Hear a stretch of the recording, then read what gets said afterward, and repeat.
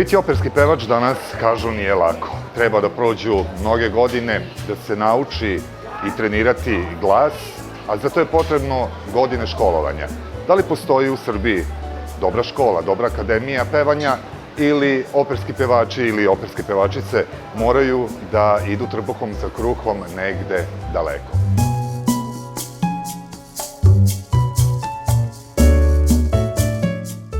Alenka, kakvi su bili tvoji početci pre nego što si postala operska pevačica? To naravno treba škola i treba i žestoko i treniranje i vežbanje, a znamo svi da nisi ovde završavala akademiju, nego si išla u putešestvije Londona. Jeste, pa posle studija, posle pokušaja neuspešnog studija ekonomije ovde u Subotici, odlučila sam da učim jezik, pa sam otišla u Englesku na par meseci. Tih par meseci se pretvorilo u 20 i nešto godina.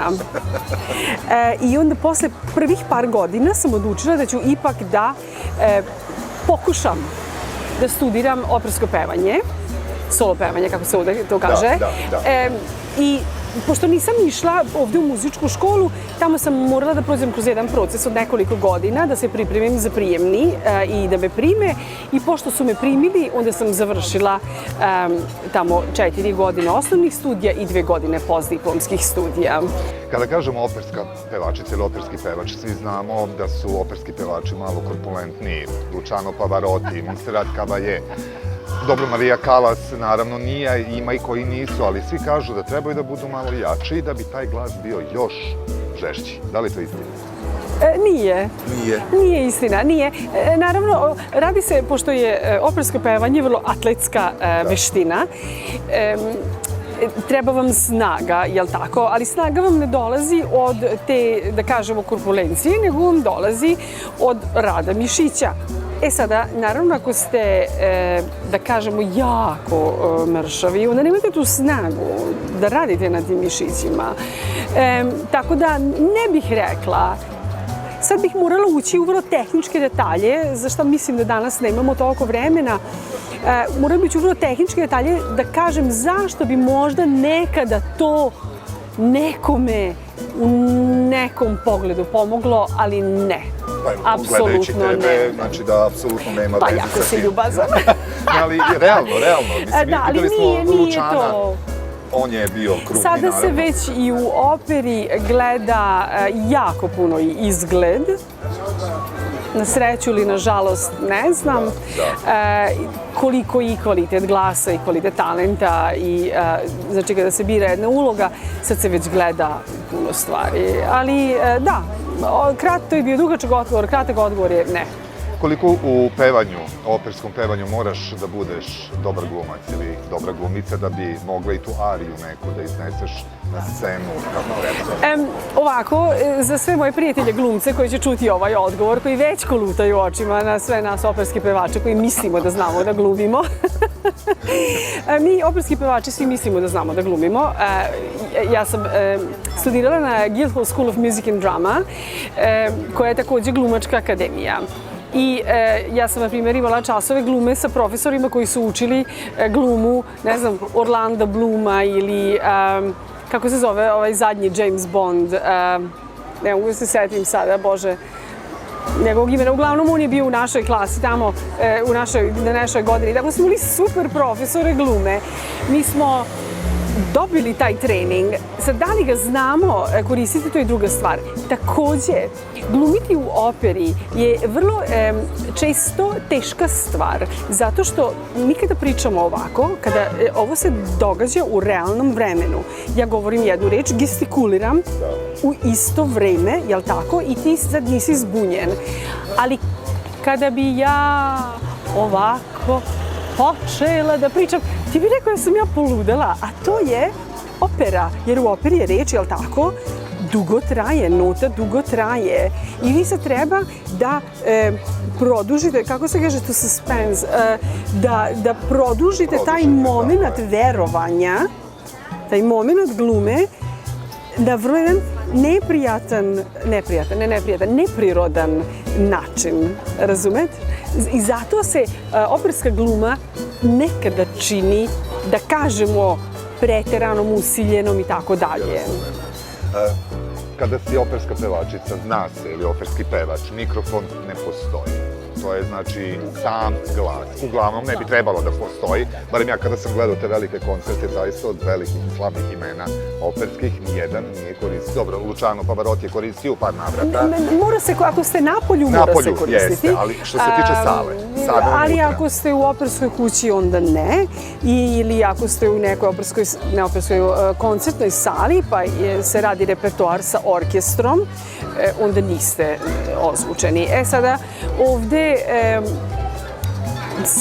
ovde sam videla u našoj zemlji, sad je počela ta neka tradicija da se svi ozvučavaju i ja se uopšte ne slažem sa time, potpuno je nepotrebno.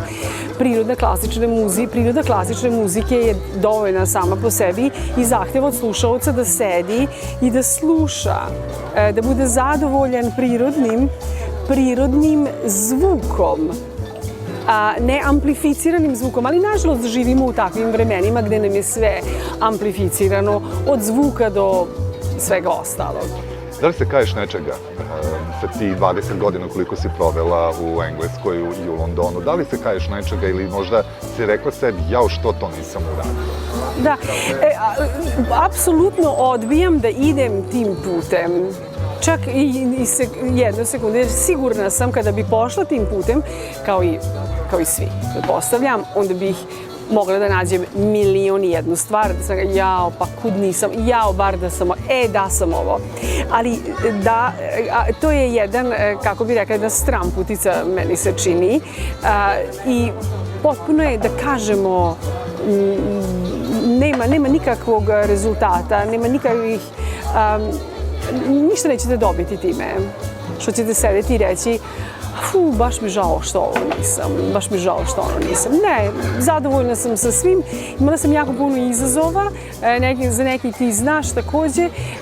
Svaki taj izazov je u neku ruku bio i dar, jer me je odveo na neki drugi put.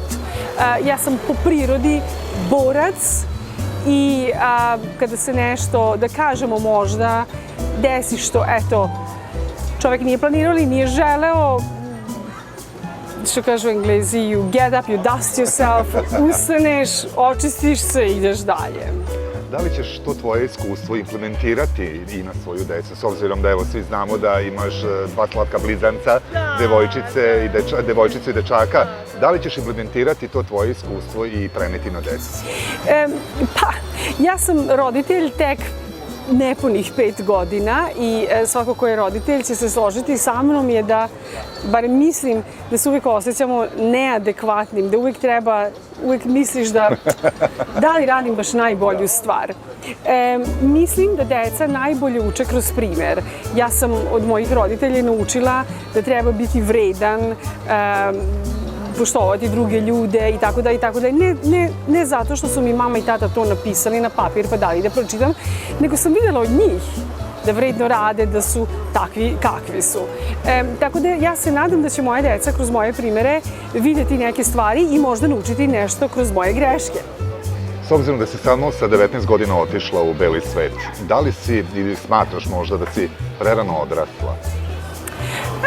Ne, ja sam možda već i kao mala devojčica bila u prilici da kažem, u porodici su možda bile takve stvari da sam morala možda brže da odrastem nego svoja generacija, ali i ne mislim da je to ništa negativno, jednostavno takva je bila situacija.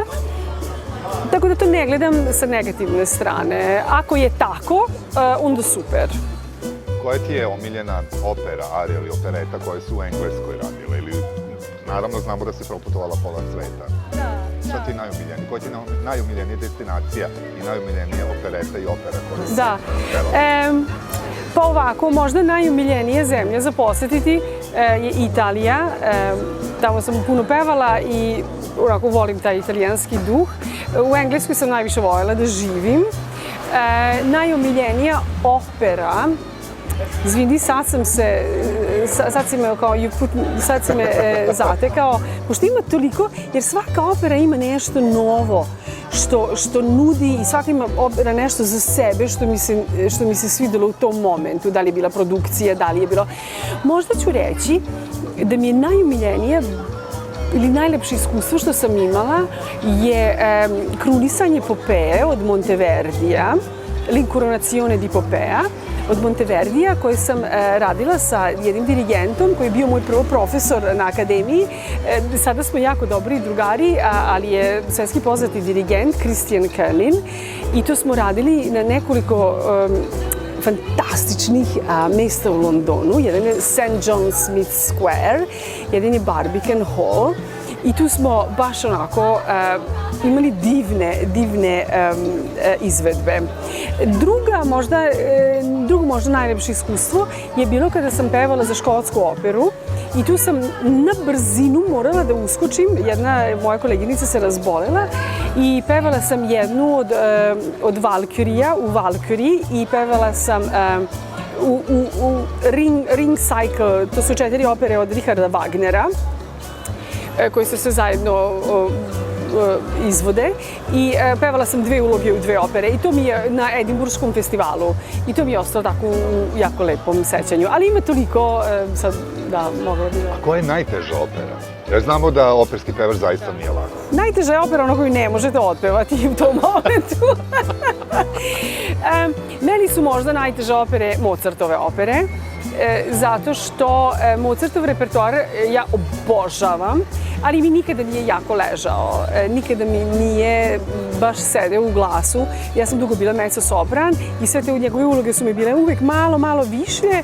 Sada kada sam sopran, sad bi možda, trebala da se pozabavim time. Ali da, uvek vam je najteža ona uloga možda koju pevate u tom momentu. S obzirom da evo pandemija još uvek hara i ova korona i znamo da su i umetnici marginalizovani sticam ove okolnosti. Još i više marginalizovani nego obično. I kada je, da. Kako ti sa glasom, da li imaš neku posebnu tehniku, vežbanje, neguješ glas na neki poseban način, telo, duh? Pokušavam. Kao što sam pomenula da sam, sinoć sam pokušala da pevam, ali ispalo je dosta neuspešno, jer nisam vežbala 1-2 nedelje i to se odmah pokazuje. Kao što sam rekla, opersko pevanje je jedna atletska disciplina koja se mora vežbati svaki dan, tako da ja imam svoje vežbe, naravno, koje radim i to zaista treba raditi svaki dan. Ako misliš da budeš u top formi, to moraš da radiš. Mada ta top forma takođe zavisi i od izvedbi, jer ako ne nastupate na koncertima, tu se gubi taj element adrenalina koje imaš dok nastupaš. I onda to je sasvim nešto drugo, jer sasvim je jedna stvar nastupati u svojoj dnevnoj sobi, a sasvim druga stvar nastupati pred publikom. I bez obzira koliko ja to obožavam i to mi je, da kažemo, najomiljenije mesto na svetu, da budem, a to je pred publikom, da pevam. Taj adrenalin je jako utiče na glasnice, utiče na celo telo i na to se treba navići. Tako da ako vam telo nije u tom toku, onda treba jedno vreme da se vratite u sve to. Poznato je da su operski umetnici da vode neki nomadski život, goštački život, da putuju i da su im koferi non stop uz njih, naravno. Pre nego što si postala majka, da li si razmišljala o nekoj dugoročnijoj karijeri kao operska pevačica ili si zaista htjela da postaneš majka i da sve to skrasiš po navodnicima? Da, pa ovako, znači svo to putovanje koje ide uz opersko pevanje ili uopšte uz bilo koju muzičku karijeru, bez obzira da li ste pop, rock, jazz ili operski izvođač, ne ide tako lako uz malu decu. Mislim, naravno da može i izvodljivo je, ali nije toliko jednostavno. Ja sam imala neku nadu da ću moći možda više se bavim operskim pevanjem, konkretno u Subotici ili ti u našoj zemlji, ali to se još uvek nije.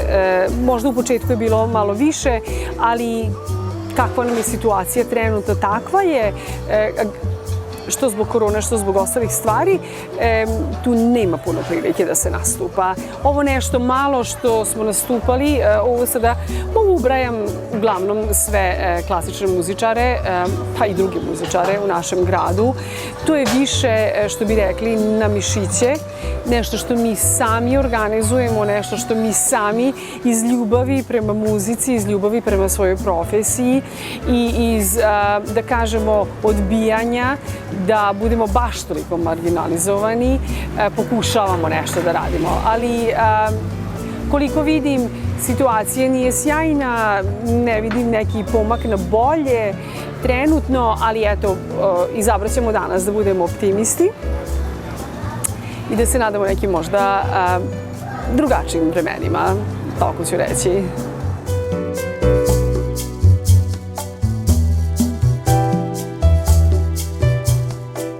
Opet se vraćamo na tu nemilosrdnu koronu, s obzirom da nema nigde posla što se umetnika tiče i pevanja, nema dešavanja u gradu, a tebe smo poslednji put, barem sam te ja video sa simfonijskim orkestrom subotičkim, si imala jedan divan nastup, jer moj sestrić je u muzičkoj školi bubnjar i moje prilike da svira sa tobom i bio je oduševljen. Šta više, moja majka je rekla, jao, snimat ćeš sa onom lepom, plavom pevačicom operskom. Rekao, da, sa divom našom subotičkom. S obzirom da nema posla, da nema sada, neću reći tezgi, ali da nema nastupa. Da li si uspela da nekako iskanališeš ovu nevolju, ovu nedaću i da nekako preusmeriš sebe i svoj život, da prilagodiš nekim drugim stvarima? Kratak odgovor je jesam. Samo pre nego što, kratko ću o tome, pre nego što to kažem, je da kažem da sam imala nekoliko online nastupa koji su bili ovako više iz ljubavi nastupi, ali sam jako uživala u njima jer su bili sve sa lepim haljinama i tako dalje, kao Zoom calls su bili, tako da je to bilo, jako sam uživala u tome. Takođe, ovo vreme, pa i pre korone, ali pogotovo sad ovom korone, ali definitivno za mene još i pre korone, sam se koncentrisala na reedukaciju, znači, kao što sam ti rekla i pre, da ja sam borac, tako da kada se teške situacije dogode, ili možda nepredviđene situacije dogode, nema svrhe sedeti pa plakati, nego treba vidjeti šta treba da se uradi, da se to nekako ispravi. Tako da sam počela da učim o online marketingu, tako da izuzetno uživam u tome, mada nisam nikada mislila da ću naći još jednu temu koja me zanima, koliko me zanima i pevanje, jer mene generalno puno stvari zanima, ali me ništa ne zanima kao muzika i pevanje, mislim, da se razumemo.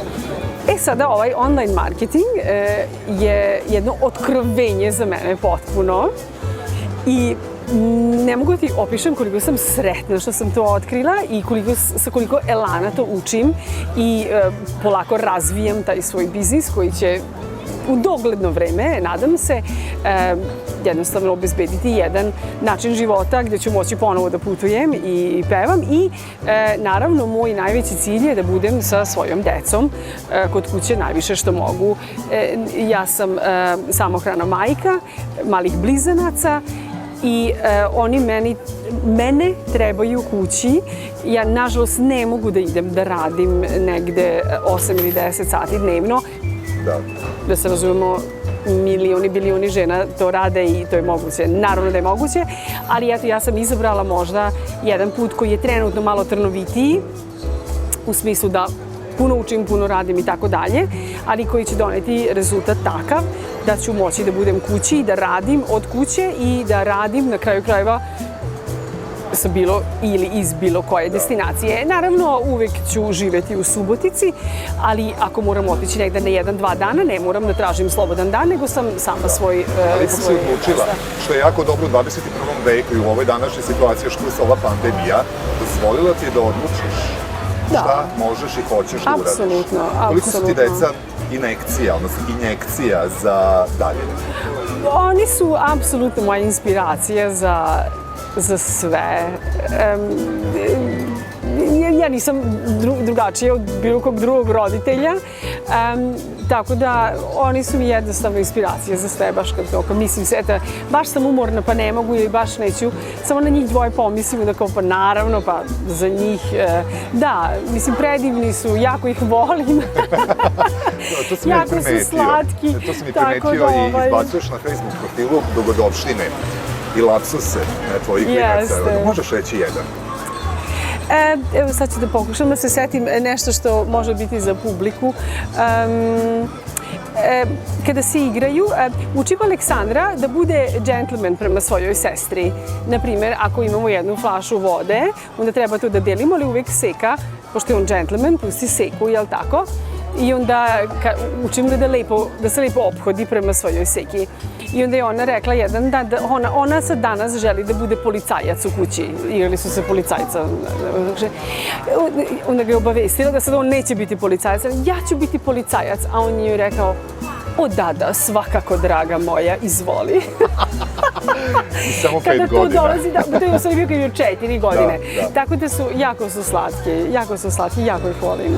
Koliko si imala podršku svojih roditelja kada su čuli da ćeš da želiš da budeš operska pevačica i da budeš umetnica? Svi znamo, umetnički život je mnogo trnovitiji od bilo kog drugog posla. Da. Pa ovako, moja mama i tata moj tata je umro pre 6 godina, ali dok je bio živ, bio je vrlo jedan divan čovek i uvek me je podržavao. U to vreme kada sam ja počinjala da se interesujem za opersko pevanje, oni nisu bili toliko baš oduševljeni time, ali ja ih razumem. Ja sad imam 2 male dece, ja se sad mislim, naravno ćete studirati ekonomiju i pravo. Naravno da nećete biti operski pevači. Tako da ih razumem. Ali kada su videli da sam otišla sama u London, da sam sama našla način da dobijem stipendiju, da sam zaista završila fakultet, da sam dobila stipendiju za postdiplomske studije, da putujem po svetu i pevam, da su oni dolazili na moje koncerte, normalno i danas dan mama dolazi, onda su naravno bili ponosni i podržavali su me, da. Danas je popularna ova hiperprodukcija muzička. Zaista imamo mnogo tih i kvizova i talent show-a. Imamo mnogo toga. Nekada je to bilo drugačije. Želim baš tvoje, s obzirom da si profesionalni pevač, sad nebitno da li si operski pevač, ali si profesionalni pevač, umetnik. Šta misliš po pitanju te hiperprodukcije i štancanju tih mladih nekih pevača koji trebaju da grade tek put? Da. Za sve te emisije generalno postoji mesto. Naravno, jer oni su takođe, te emisije su zabava, to je popularna televizija koju ljudi voli da gledaju. Meni se ne sviđa eksploatacija tih mladih pevača. Divno je da imaju platformu da pokažu svoj talenat i ima jako mnogo divnih popularnih pevača, pa iz našeg grada imamo 2 pobednika tih takmičenja. Mislim da smo ponosni i jesmo ponosni na njih. Ali mislim da generalno sve zajedno se mladi pevači ili pevači koji se prijave na te takmičenja dosta eksploatišu i možda ne uvek u njihovom interesu. Ovo nije, naravno, za sve isto, niti ja poznajem sve baš detalje. Jedina emisija koju bih rekla, protiv koje sam apsolutno protiv, ja inače ne gledam ovo prvo jer ja ne gledam puno televiziju, ali ovo sam videla par puta, su taj kao talent show za malu decu, to mi je potpuno, da kažem, bez ukusa. Za mene, zato što pevaju tekstovi tih pesama su za odrasle. Apsolutno, koje ne priliče toj deci. Ta deca, da kažemo, u neku ruku gube vreme tamo, umjesto da, ne znam, sede kući sa svojom porodicom, čitaju knjige, lektire, uče i tako dalje, igraju sa svojim vršnjacima. To je ogroman pritisak na jednu mladu osobu od, da ne kažem, 5, 6, 7, 8 godina. To se tamo čeka satima. To je jedno, za mene, mesto koje nije primereno za decu. Mi smo nekada, ja kad sam bila mala, imali smo, kako se zvao, muzički tobogan. I to je bilo nešto prilagođeno deci, obrazovanju. Ali da jedna mala devojčica od 11 godina peva tekstove koje čak i ja, evo ovde na televiziji ne bi ponovila, je za mene potpuno, da kažem, nedopustivo. Izuzetno sam protiv toga. Takođe ti mladi instrumenti treba da se neguju. Postoje naravno uloge, na primjer, ako imaju neki muzikli, ako sad ti muzikli postoje u Beogradu, ja ne znam, gde imaju uloge za decu, onda ta deca treba tako i u muzičku školu, okruženi su nastavnicima, profesorima, stručnjacima koji će ih usmeravati. A ove emisije su čisto eksploatacija, po mom skromnom mišljenju, ali vrlo iskrenom i jakom mišljenju. Evo i za kraj, šta bi savjetovala nekoj budućoj operskoj pevačici ili operskom pevaču? Prvo bih savjetovala da ne žuri nigde, da ima vremena. Drugo, da sluša svog profesora, da ide, ali ne sluša slepo. Da uvek koristi svoju glavu, da ako se snimi pa ne zvuči dobro, da je to, ne zvučiš dobro, moraš nešto da menjaš. Nemoj slepo verovati. Drugo, naravno, budi u nekoj instituciji, nauči svoj zanat. Treće, ovo sada govorim kao mama, a to je umetnički život je izuzetno nepredvidiv. Nema nikakvih garancija. Sa pevanjem pogotovo, gde možete imati 15 uloga upisanih već i onda možete da se prehladite i ne možete da otpevate 10 od tih. I kako ćete zaraditi novac? To je nešto što se ne uče mladi umetnici, a trebalo bi. Sad lako je meni da ja pričam kad ja imam sad iskustva, jel tako? Ja isto nisam razmišljala sa 19 ili sa 25 godina da mi je ovo neko rekao, ja bi kolutala očima kao, molim da pusti me na miru, pusti me da pevam. Ali u stvari neke zanate koji sad, na primjer, ja se sad bavim online marketingom, znači online poslova imate god želite, koji možete definitivno da radite iz hotelske sobe, pre probe, posle probe i tako dalje, zaradite svoj novac možda negde drugde, a radite ovo iz ljubavi, pa ako zaradite od viška glava ne boli. Da li ćete moći i dalje gledati na koncertima u muzičkoj školi ili ćeš se 100% baviti samo online marketingom ili ti možemo očekivati da se ipak vratiš na velika vrata? Naravno da pevanje će uvek biti deo mog života. Trenutno spremam jedan program gde sad tražim trećeg kompozitora, 2 kompozitora sam našla koji će mi komponovati 3 ciklusa pesama koji će biti program, koji će biti jedna kao, da kažemo, evropska, možda i svetska turneja.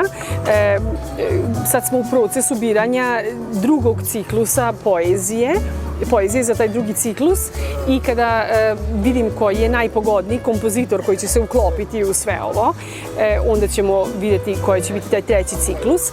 Ciklusi će biti po 20 do 25 minuta i pričat će jednu priču, neću otkrivati trenutno koju.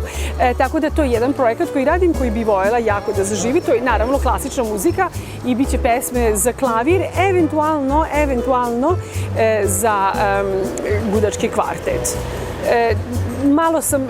Već sam jako puno pevala i Brahmsa i Schuberta i tako dalje, iako ja naravno volim taj repertoar jako, ali želim da stvorim jedan opus dela, pesama koje su komponovane za mene, gde ja učestvujem u tom kreativnom procesu. Ja nisam kompozitor, ali želim da učestvujem u tom celom procesu i u postavljanju tog nekog programa i ne znam još da li će to biti kao možda jedna predstava gde ću biti samo ja na sceni, ali gde će, ili ću samo stajati, to sad još nisam odlučila. Ali već imamo ponude, jedan koncert će biti u Munch muzeju u Oslu, jedan će biti u Londonu, to je već sve ugovoreno, ali Sada moramo prvo sačekati da se završi ceo kreativni proces, da to uvežbamo i onda naravno da nam se ova situacija sa koronom smiluje malo. I još jedno pitanje i nadam se da ćeš iskreno odgovoriti, jer znam da je evo do sada koliko je prošlo vremena, zaista si odaduže sve rekla, s obzirom da te privatno i znam. Ko je Alenka Ponjavić-Vojnić? Jedna jako uporna Javica. i posvećena mama. Da. To bih rekla da me trenutno, i naravno umetnica, ali prevashodno od kad sam rodila decu, mama je na prvom mestu, pa onda puno mesta praznih, pa onda umetnica.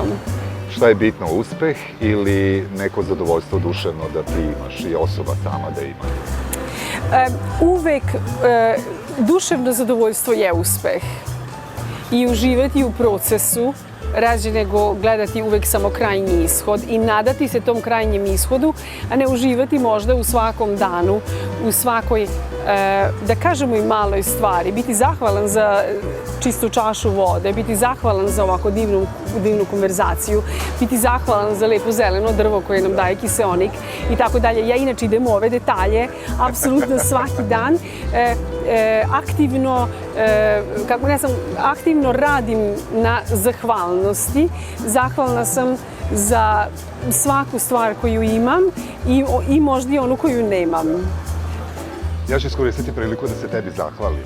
Sada zaista mi je bilo prijatno i žao mi je što nismo mogli još mnogo toga da pričamo, a znam da imaš još mnogo toga reći. Naravno, ja se nadam da će biti prilike.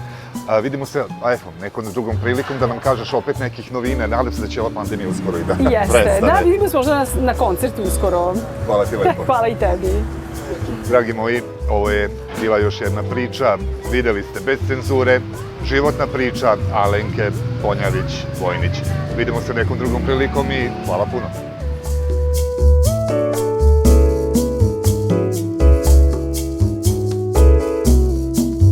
Evo, poštovani gledalci, čuli ste, biti operski pevač ili operska pevačica nije ni malo lak zadatak i lak posao, ali nekome je uspelo, nekome ne uspe, ali se zato fokusira na neke druge poslove.